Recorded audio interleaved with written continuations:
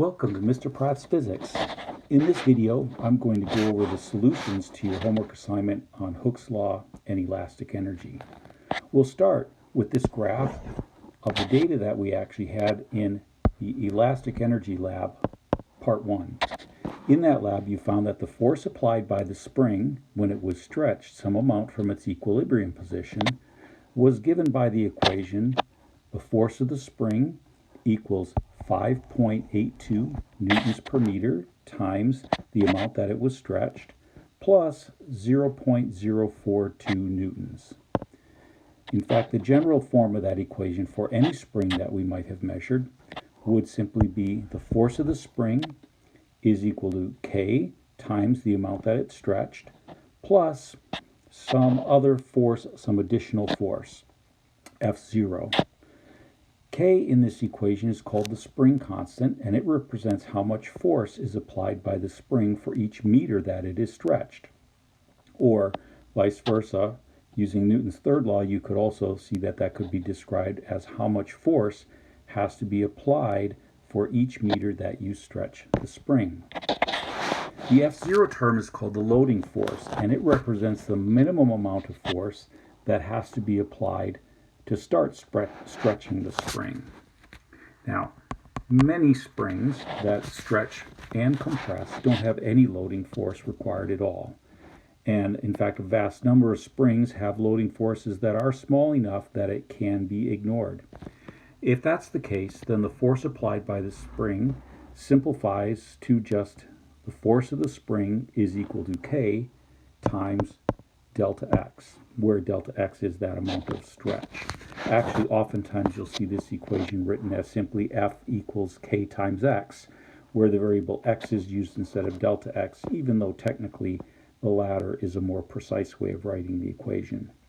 In this class, we'll almost exclusively be looking at springs or approximating springs as if they have no loading force at all, and therefore this equation, F spring equals K times delta x, or F spring equals K times x, is the equation of interest that we'll be using.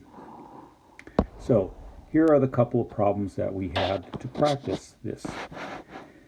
The first one, the spring below has a spring constant of 10 newtons per meter. The block has a mass of 2.5 kilograms and it is pulled 0.3 meters horizontally to the right from its equilibrium position, and it is held motionless. So what we have here is a force diagram for this situation where we have the forces acting on the block include the force of gravity acting on the block by the earth. Then, of course, there's the floor pushing up on that block, the normal force on the block by the floor. We also have whatever this person is pulling it out and holding it, that's an applied force on the block by the person. And, of course, the spring is pulling back on that, so that is a spring force on the block by the spring. So those four forces are in action, and I've got the tick marks here indicating that the spring force is equal to the applied force and the normal force is equal to the gravity force because this is all the forces are balanced. The object is motionless at this point. It's at rest, staying at rest. So in this situation, we can calculate the four forces. Really, there's just two calculations that we need to make. We need to find the force of gravity, which we know is always just simply equal to m times g. In this case, the mass was 2.5 kilograms, so m times g is going to be 2.5 times 9.8 newtons per kilogram, which gives us 24.5 newtons. And since the normal force is equal to the gravitational force, F normal is also 24.5 newtons. The spring force, on the other hand, we can calculate. That's going to be equal to our K times x, or K times delta x. Well, we were told up above that the spring constant is 10 newtons per meter, and we're told that it is stretched 0.3 meters. So it's a very simple multiplication here to get that the spring force is just equal to 10 times 0.3, which gives us 3 newtons. And since all the forces are balanced, the applied force is also 3 newtons. Let's take a look at that next problem. In this one, the spring below has a spring constant of 20 newtons per meter, and the coefficient of static friction, mu s, between the box and the surface is 0.4. The mass of the box is 1 kilogram. So in this case now, there is friction, so we can pull that out, and if the friction force is big enough such that even with the spring pulled out and spring trying to pull it back, it's possible that the spring isn't pulling hard enough, and therefore the friction is keeping it in place. That's what's going on in part A. The box is pushed to the right and then it's released. And so we're going to draw a force diagram for this situation, but even though the spring is stretched, the box is stationary. It's not moving because friction is holding it in place. So what's going on there? Once again, we're going to have 4 forces here. This time we've got the gravity force, and that has to equal the normal force. There's no acceleration upward, so those 2 forces are balanced. And we have that spring force pulling back because it's been stretched. But we also have friction on the box by the floor. Those 2 forces also have to be balanced because the box is not moving. Right off the bat, we know that the gravitational force, that's just equal to m times g, and that has to be equal to the normal force. Since the mass is 1 kilogram, m times g is 1 times 9.8, or 9.8 newtons. The normal force is therefore also 9.8 newtons. It's part B. What is the maximum distance that the spring can be stretched from equilibrium before the box begins to slide back? Well, while the box is still at rest, the forces are balanced. So the spring force has to be equal to the friction force. So therefore, when we find out what the maximum amount of static friction that is available, that amount of friction has to be equal to the spring force at the time when we're at the maximum that we can stretch that. Well, remember that the force of friction is just equal to mu times the normal force. Well, we can calculate that for very easily. We figured out the normal force up here, that's 9.8 newtons. We were told that the coefficient of friction was equal to 0.4. So therefore, the force of friction is equal to 0.4 times 9.8, and that comes up to 3.92 newtons. So therefore, the spring force also has to equal 3.92 newtons. Well, we know that the equation for the spring force is K times X, and we were told that K is equal to 20 newtons per meter.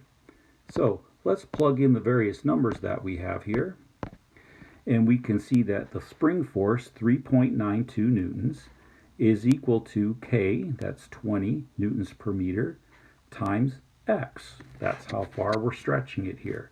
Well, divide by 20, and we simply have the amount of stretch, X, is equal to 3.92 divided by 20, or 0.196 meters. That's the most we're going to be able to stretch this spring and still have enough friction to hold it in place.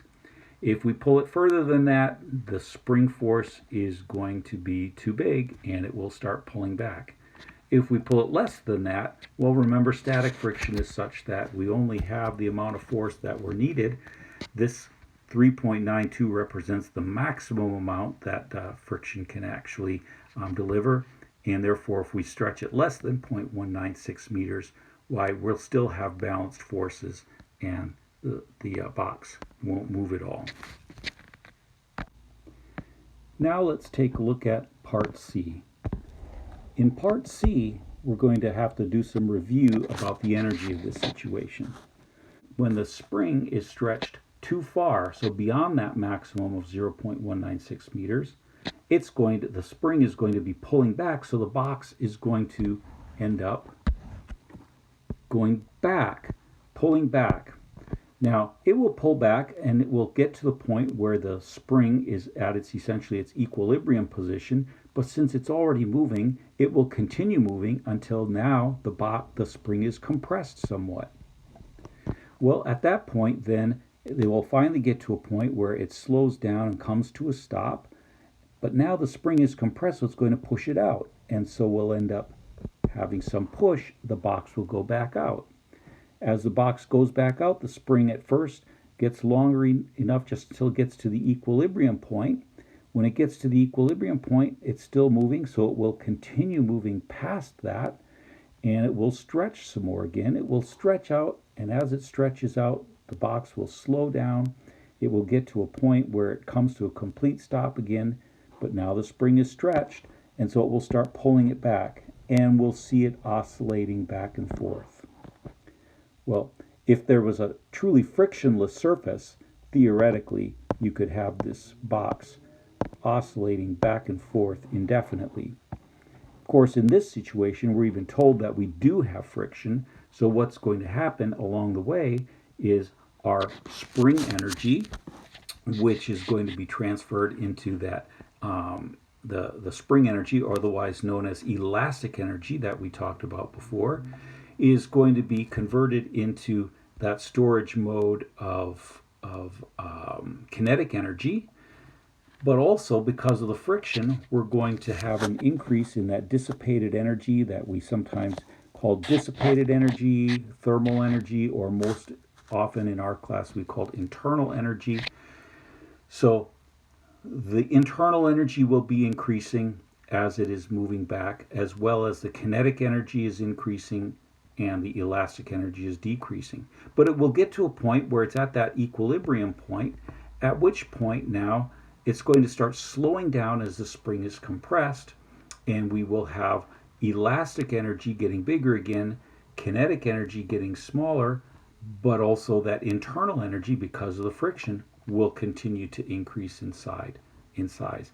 It will get to a point where it comes to a complete stop, and in that instant, the box will have zero kinetic energy, but because the spring is a part of our system, we've got elastic energy now, but it will be less elastic energy before because some of the energy has moved into the internal energy storage mode. And so let's take a look at these diagrams as we see them here. So at position A, as we said, the box is stretched beyond that maximum that we found in part B, and it is held in place for the moment. So if the system is including the spring, the box, and the tabletop, the hand or whatever it is that's actually causing it to stretch, that's outside the system. It's holding it in place at the moment. But the system is not moving, so there's no kinetic energy.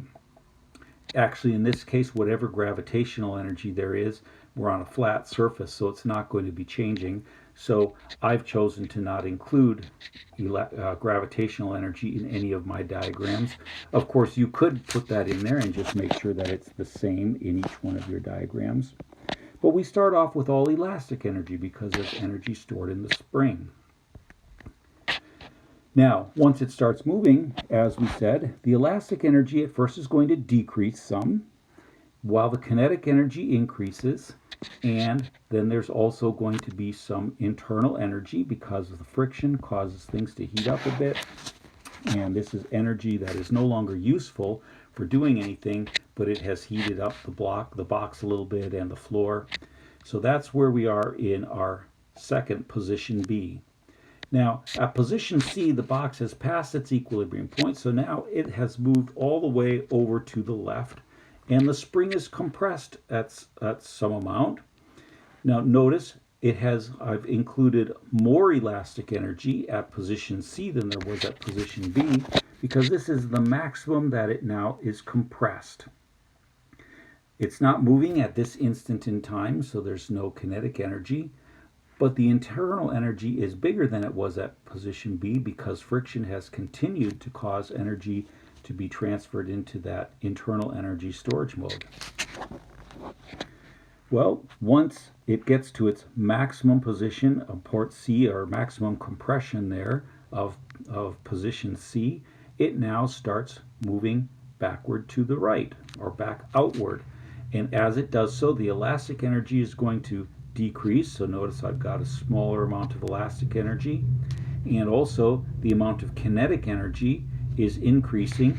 Internal energy is continuing to get bigger as time goes by, because the friction causes the energy to move into that internal energy. And notice internal energy is always increasing throughout here, because once it goes into that internal energy storage mode, we can't get it back out unless we make some sort of thermodynamic machine that's going to be able to do something with that internal energy.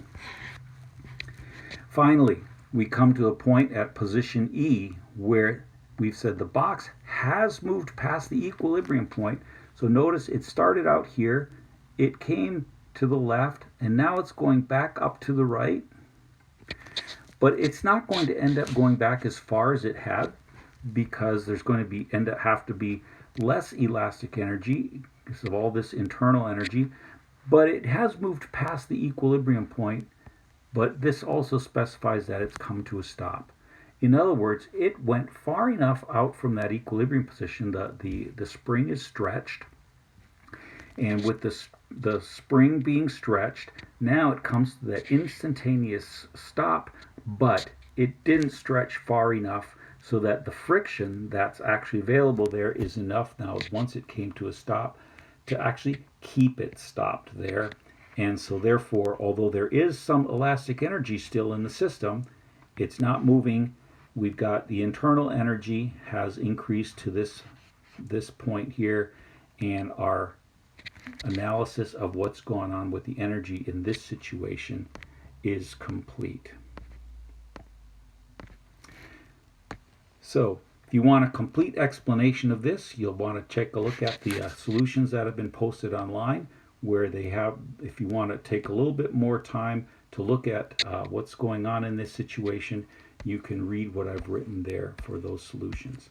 So that brings us to the end of our Hooke's Law and elastic energy worksheet, and we will be continuing to use this information now to actually determine how do we actually calculate the amount of elastic energy that is present in the spring at these different positions of the spring.